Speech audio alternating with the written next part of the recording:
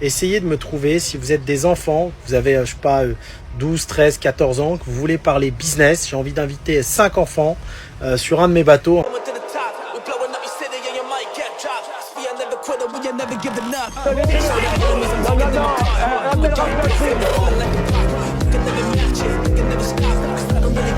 Vous fumez, monsieur? Le football, il a changé. Oui, peut-être. Ouais, c'est Laurent Delamousse, bienvenue aujourd'hui pour une nouvelle vidéo, j'espère que tout le monde va bien, messieurs, dames, on est jeudi. Petite vidéo actu, on va parler de pas mal de sujets, on va parler de quoi Carla Moroch, Benotman, Magaloche, la DZ Mafia, les réseaux sociaux.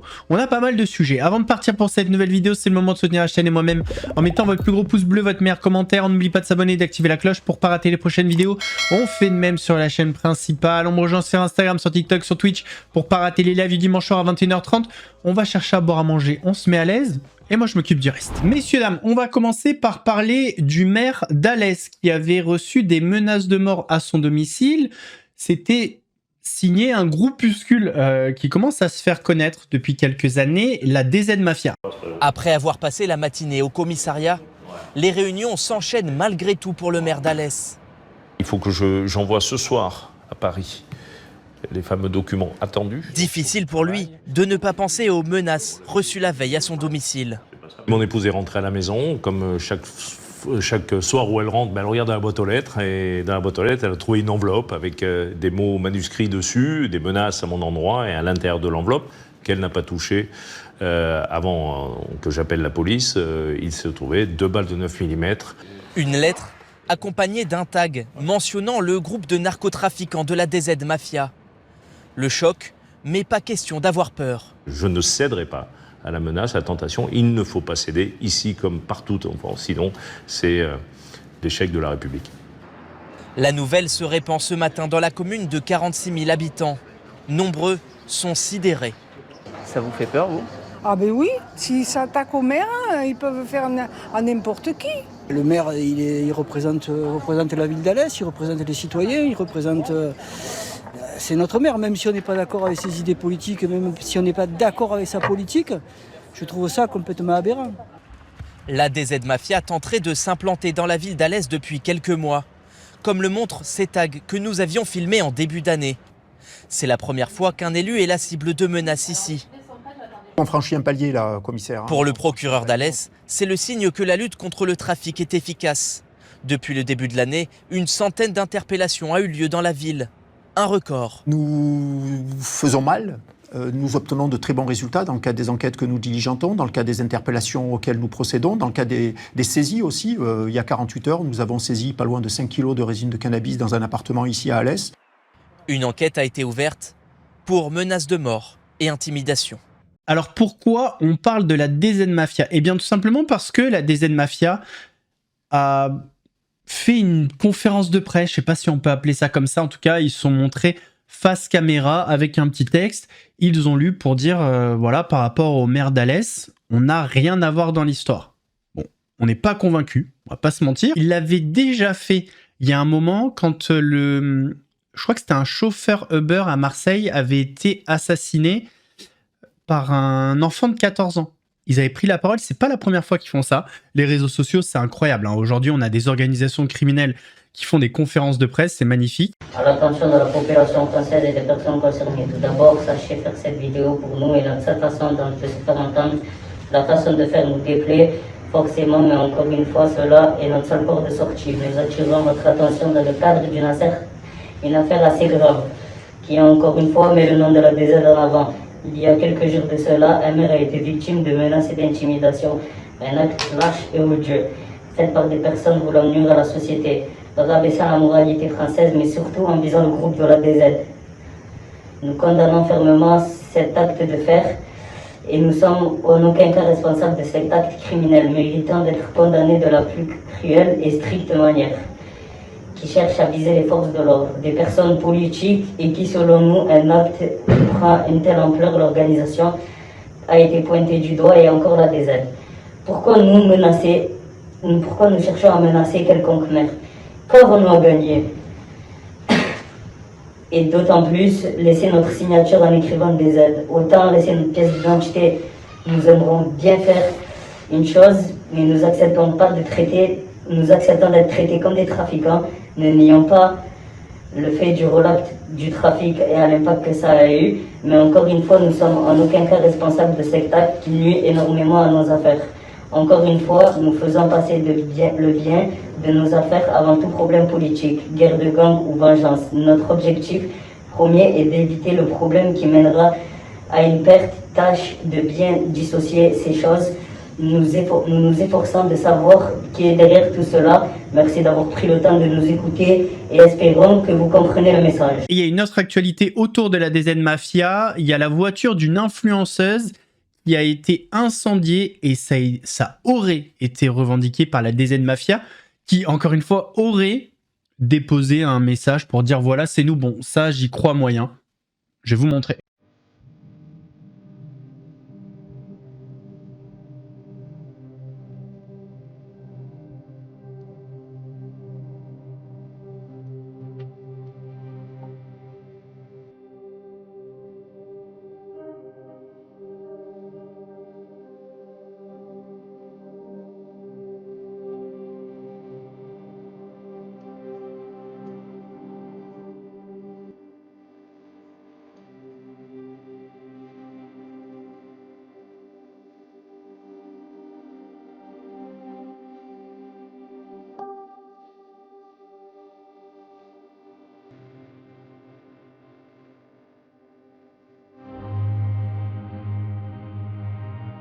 Magali Berda est de retour, les amis. Elle a des idées folles. La première, c'est qu'elle va faire une house où il y a des vendeurs aux enchères. Je vais lancer la première house des lives aux enchères. Je vous explique. Je vais faire un casting géant. On va le médiatiser. Ok. On va récupérer 6-7 personnes inconnues. Je veux que des gens inconnus, détentes, gentils, polis, bienveillants, des gens pas connus, ok? On va faire une house. On va faire sur Snap, nanana, ok? Et ces gens-là, bah oui, parce qu'il y a une contrepartie. Il faut que tous les jours, ils fassent un live de 3 heures. On fait rentrer des VIP comme ça, tu vois, des influenceurs déjà connus, machin. Donc, vous aurez comme genre la Hashmi, comme genre, comment il s'appelle, Nasdaq, tout ça. Voilà. Mais pour les créateurs de live, Whatnot et l'autre plateforme. Vous pigez ou pas? J'ai dit Mag is the back. Il fallait juste que je trouve l'idée. Non, parce que là, il fallait changer les codes, il fallait bouger. Et la deuxième chose, c'est qu'elle va refaire ses interviews d'hommes et femmes politiques en vue des présidentielles. Alors, ça, je pense que ça a plus de chances. Enfin, non, en fait, non. La house, c'est pas une mauvaise idée en soi. Les enchères, ça va marcher. Point d'interrogation quand même sur les conditions et la rémunération des personnes dans la house. Mais bon, bref, mais en soi, l'idée est pas mauvaise. Par contre, les interviews d'hommes et femmes politiques, ça marche toujours. Alors, c'est pas avec ça que tu fais des millions, voire des milliers d'euros, parce que sur YouTube, je crois qu'elle est un peu... il se passait plus rien sur sa chaîne. Mais ça fera des vues. Je vais vous annoncer en exclusivité que je vais reprendre mes immersions à la présidentielle cette année. Je pense que cette année, je vais me consacrer à ça. Voilà. Si. Comme j'ai fait en 2022, je pense que c'est l'année de la présidentielle. Et donc, cette année, je vais refaire mes immersions. Je pars avec tous les candidats à la présidentielle. J'avais fait Macron, moi. Ah oui, j'étais quelqu'un. Excuse-moi. Hein. J'ai fait Macron, les gars. Et j'ai fait Macron. 15 jours après, Moubaï s'est mis sur mes côtes. Je t'explique. J'ai fait tous les candidats à la présidentielle. Je les ai tous eus. J'ai eu Mélenchon, j'ai eu Le Pen, j'ai eu Zemmour, j'ai eu Hidalgo, j'ai eu Pécresse et j'ai eu Macron. Et en fait, au bout de 15 jours, j'ai fait Macron. Je te le jure. J'étais dans la une de tous les journaux parce que j'étais l'une des premières influenceuses, tu vois, à faire une immersion comme ça, etc. Ça cassait un peu les codes et tout. Là, ça a explosé. Mais vraiment, c'était incroyable. Et en fait, mais je faisais vraiment genre des questions... genre, pourquoi on vote, quoi? C'est-à-dire, vous êtes qui? Pourquoi on va voter pour vous? Machin, etc. Non, je vais pas me présenter, moi. Laisse-moi tranquille. Écoute-moi bien. J'ai fait Macron. 15 jours après, il m'est arrivé tous les problèmes que vous connaissez. 15 jours après. C'était incroyable. Ça veut dire que vraiment, j'ai fait une success story et d'un coup, Messieurs, dames, alors quelle ne fut pas ma surprise quand j'ai reçu un message privé sur Instagram me signifiant à quel point la personne a été choquée de me voir me réjouir de la disparition tragique de Daniel Siad, proche collaborateur de Jeffrey Epstein. Qui était Daniel Siad? Petit rappel. Il a utilisé ma confiance. C'est une crapule. C'est une crapule. C'est un diable. Dans les documents déclassifiés il y a 2 mois et demi par la justice américaine, le nom de Daniel Siad apparaît plus de 1800 fois, comme sur cet organigramme élaboré par le FBI, où il est considéré comme un recruteur présumé. On trouve aussi de nombreux mails qu'il a échangés avec Jeffrey Epstein entre 2009 et 2019. Il y est presque toujours question de femmes. Dans cette conversation de 2017, par exemple, Daniel Siad lui envoie des photos avec cette légende. Jolie fille française à Marrakech, 22 ans. Dans un autre courriel, Jeffrey Epstein lui écrit « Tu auras l'argent lundi. Tu peux envoyer les filles.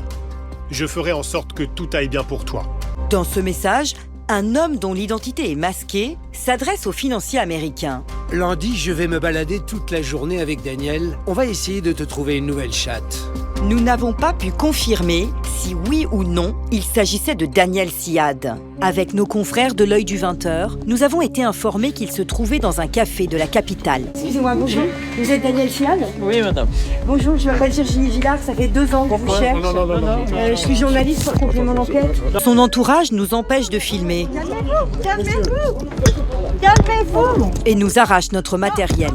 Dans la foulée, il nous a contactés par téléphone. Pendant 1 heure d'interview, il nous raconte comment, selon lui, il a été trompé par Jeffrey Epstein. Il affirme que le millionnaire américain lui aurait menti. Jeffrey Epstein se serait fait passer pour le représentant de la marque de lingerie Victoria's Secret et lui aurait demandé de lui trouver toujours plus de mannequins. Vous diriez que vous avez présenté combien de femmes à Jeffrey Epstein dans votre vie? En tout, peut-être une quinzaine. J'ai jamais eu un problème avec une fille qui était chez lui, qui me dit Daniel, il m'a violé, ou etc. En plus, souvent, j'étais là, le moment qu'il parle avec elle, etc. La version de Daniel Siad est contredite par le témoignage d'une femme abusée par Jeffrey Epstein. Il voulait que je rencontre des filles pour Epstein, pour lui faire des massages, de la prostitution. Il me montrait des photos de filles, c'était des Marocaines, et moi, je devais lui dire si elle pourrait plaire à Epstein, et je lui disais que non, que ça ne l'intéresserait pas, parce que je connaissais l'envers du décor. Je ne voulais pas qu'une autre fille souffre. Dois-je comprendre que le rôle de Daniel Siad était de jouer les rabatteurs de femmes pour le compte d'Epstein et à des fins sexuelles? Oui, et je pense que ce n'était pas seulement pour Epstein, mais pour d'autres personnes importantes. Elle dit que vous deviez chercher des prostituées pour Jeffrey Epstein. C'est son témoignage. Jamais de la vie, madame. J'ai pas, avec toutes ces relations que j'ai dans ma vie, je vais descendre à un niveau où je vais trouver des prostituées pour Jeffrey. Il n'a pas besoin de Daniel. Depuis cette interview, au moins 2 femmes ont déposé plainte contre Daniel Siad pour viol et traite d'êtres humains sur le territoire français. Alors, je ne suis pas content de sa disparition, mais je vais pas chialer non plus. Je vais pas vous mentir. Vous ne me verrez jamais me réjouir de la disparition de quelqu'un. Maintenant, on fera pas de minute de silence. Hein. Pour lui, ça c'est sûr. D'ailleurs, petite précision importante, il semblerait que l'interpellation était proche pour lui. Vous révélez ce soir qu'il était sur le point d'être interpellé, c'est ça? Oui, je peux pas en dire beaucoup plus, mais oui, c'est un signal qui nous est apparu déjà il y a quelques semaines. Que son arrestation, son interpellation était imminente et on attendait. Et on pensait pas que les coups de fil viendraient après notre enquête sur sa mort, mais plutôt sur son interpellation. Et du coup, on est très très très surpris. Est-ce que vous pensez que lui-même avait pu être informé de cette interpellation imminente ou pas? Dû au fait que les victimes étaient interrogées par la police, il devait sentir que ça allait arriver. Je ne sais pas exactement ce qu'il avait en tête ou ce qu'il a pu savoir, mais c'était probablement quelque chose qui allait se produire. Excusez-moi là, puisqu'on est dans le thème des mineurs, des majeurs, enfin vous voyez un peu le délire, on peut parler d'Hakim Benotman? Je suis tombé sur une vidéo il y a 5 jours. Je vous la montre. Voilà, dites-moi en commentaire votre ressenti après avoir vu cette vidéo, s'il vous plaît. Juste, vous mettez pause, vous me dites ce que vous ressentez en commentaire, et après vous pouvez continuer. Beaucoup me disent, Hakim, qu'est-ce que tu vas faire, qu'est-ce que tu fais de tes vacances l'été? C'est très simple, tous les ans c'est la même chose. Côte méditerranéenne, Grèce, Côte d'Azur, Cannes, un peu l'Espagne, Marbella et l'Italie, la côte almafitaine. Cette année on part à plusieurs amis, on fait la côte almafitaine avec un nouveau bateau qu'on a loué. C'est un 50 mètres, un très très beau bateau. J'essaierai de vous faire part un peu des vacances. Pendant une semaine, tous les ans, on loue un nouveau bateau pour tester. À côté de ça, moi je suis un fan de nautisme, donc j'ai 4 bateaux. Mais j'aime bien tester des nouveaux bateaux. Et ce que je vais faire vers mi-août, essayez de me trouver, si vous êtes des enfants, vous avez, je sais pas, 12, 13, 14 ans, que vous voulez parler business, j'ai envie d'inviter 5 enfants sur un de mes bateaux, en 25 mètres. On va faire une sortie en mer au mois d'août et on va parler business en mer, on va profiter, on va se baigner. Donc n'hésitez pas, si vous avez des enfants qui sont curieux en business, à m'envoyer des messages là-dessus. Mais t'as craqué, Jean-Marc Morandini, là. T'as pété un câble. Tu vas emmener des enfants de 12, 13, 14 ans sur un bateau pour parler business. Ils sont toujours là. Après, on dit que c'est moi le problème. Dites-moi en commentaire. C'est trop pour moi. C'est trop. Interdiction des réseaux sociaux aux moins de 15 ans. Qu'en pensent nos adolescents? C'est important d'avoir leur avis. Je m'en fiche un peu, personnellement.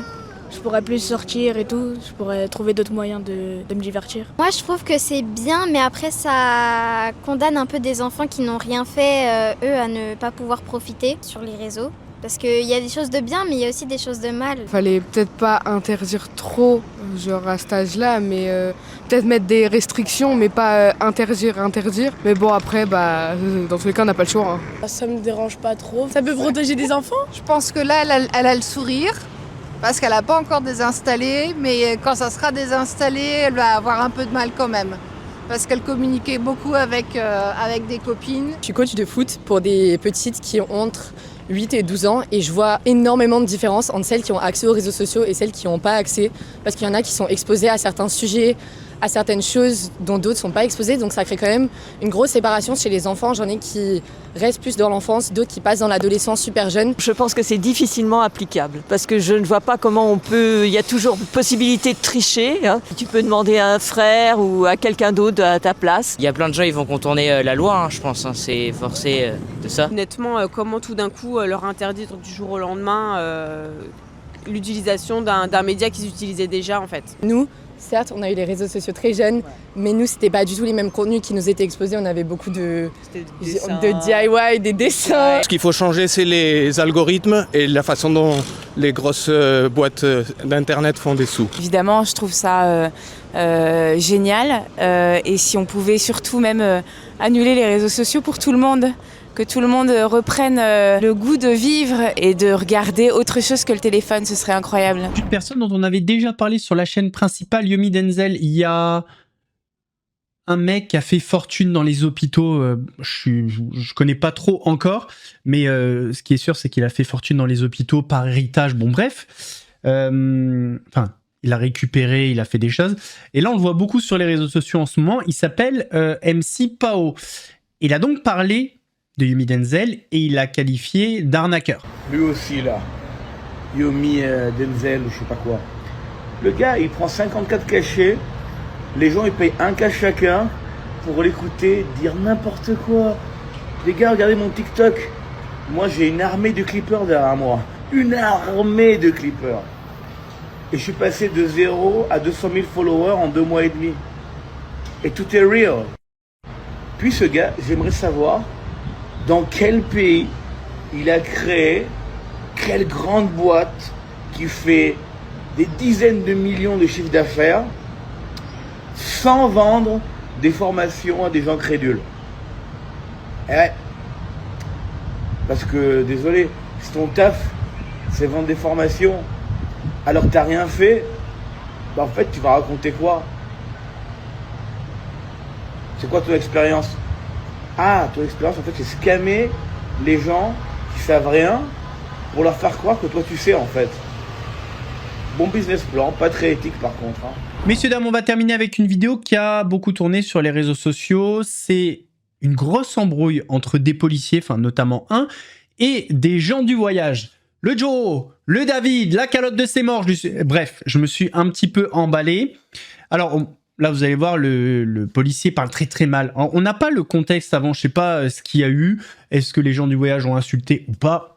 Je vous envoie la vidéo telle quelle parce que j'ai pas trouvé de contexte. Tu vas repartir mal, mon copain, là, sur le sang de mes morts. Oh non, c'est moi le chef ici. C'est lui qui chante, c'est quand? Comment ça se fait que tu parles mal comme ça? Parce que moi j'ai tous les droits. Je suis dingue.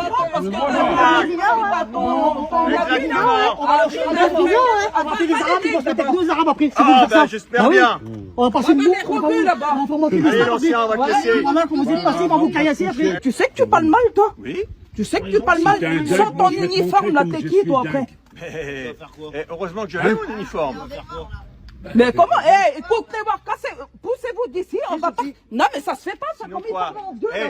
Miss Monde, sinon quoi? Non mais comment ça se fait que vous parlez mal comme ça aux gens? Si on se pousse pas d'ici, qu'est-ce qui va se passer? Non mais pourquoi vous parlez mal? Explique-moi. Pourquoi vous parlez mal? Non, il vous a mal parlé mon père là? Il vous a pas mal parlé mon père? Mais si. Mais comment ça? Mais parce que c'est un trou du cul ton père. Ah bon? Mais oui. Il arrive là, il nous insulte pour qui il se prend. Bah c'est qui t'insulte à toi? C'est rien, c'est personne ce gros lard là. Va faire ta couche. Sinon quoi? De toute façon on va faire ça.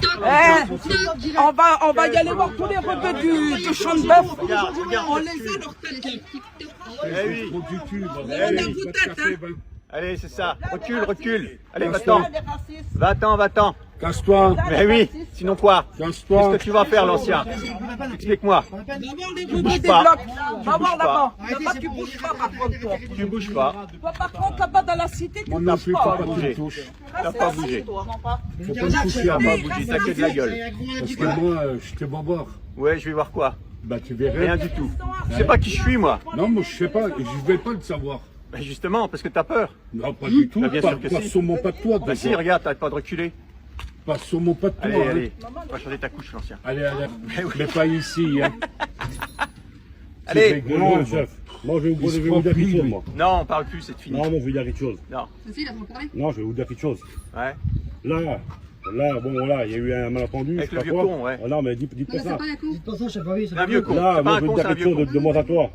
Là, tu fais le cowboy parce que t'as l'uniforme. Ouais. Enlève ton uniforme, viens, on se fait ça si tu veux. Non. Non, bah alors, parce que t'es là? Moi aussi, je viendrai dans un camp de pouilleux comme ça. C'est toi le pouilleux. Eh oui. Hein? Qui c'est que t'es, toi? Mais allez. Qui c'est que t'es, toi? Va changer ton t-shirt, là. Allez. Expulsard, c'est l'ancien là. On a vos têtes. Mais nous aussi on a vos têtes. On va faire une pub au Mais oui, on sait même où vous habitez. Messieurs, dames, on arrive à la fin de cette vidéo. J'espère qu'elle vous a plu. C'est le cas, votre plus gros pouce bleu, votre meilleur commentaire. N'oubliez pas de s'abonner et d'activer la cloche pour pas rater les prochaines vidéos. On fait de même sur la chaîne principale. On me rejoint sur Instagram, sur TikTok, sur Twitch pour pas rater les lives du dimanche soir à 21h30. Nous, on se donne rendez-vous samedi pour une nouvelle vidéo. En attendant, prenez soin de vous. Laurent de la Mousse vous salue.